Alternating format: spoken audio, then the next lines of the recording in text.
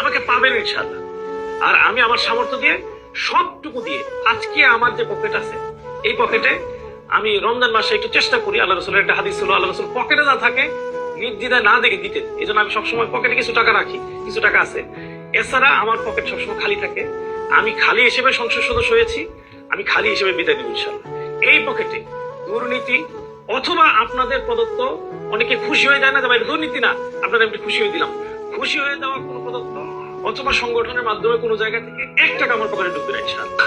এ ব্যাপারে আমি আমার জায়গা থেকে নিশ্চয়তা দিচ্ছি। কখনো যদি দেখেন, আমি আপনাদের প্রসঙ্গে আসার আগে আমি আমার কথাগুলো বলে নিচ্ছি, কখনো যদি দেখেন কোনো জায়গা থেকে আমি, আমার কোনো আত্মীয়, আমার দলের কোনো কর্মী অথবা আমার কোনো সহকর্মী কোনোভাবে 1 টাকার লেনদেনের কোনো ইস্যু অথবা দুর্নীতি প্রশ্ন আসছে, সরাসরি আমাকে নক করবেন।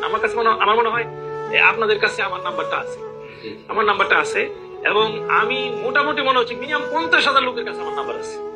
এমন কোনো দিন নাই যেদিন কমপক্ষে একজন ভিক্ষুক ফোন করে না, একজন রিক্সাওয়ালা ফোন করে না, একজন এই কাপাসিয়ার বিসিএস ক্যাডার ফোন করে না, প্রায়শই ফোন করে, সেনা কর্মকর্তা ফোন করে, বিভিন্ন ধরনের কর্মকর্তা, একদম রিক্সাওয়ালা থেকে শুরু করে বড় অফিসার পর্যন্ত। আজকে কাপাসিয়ার একজন সর্বোচ্চ বড় অফিসার, একজন সচিব পর্যায়ের অফিসার আমাকে ফোন করেছে। এই ফোনে আজকে একজন রিক্সাওয়ালা ফোন করেছে। সুতরাং আমার নাম্বার আছে, যে কোনো জায়গায় আমার ব্যাপারে যদি কোনো কথা শুনেন আমি অনুরোধ করবো আমাকে জানাবেন।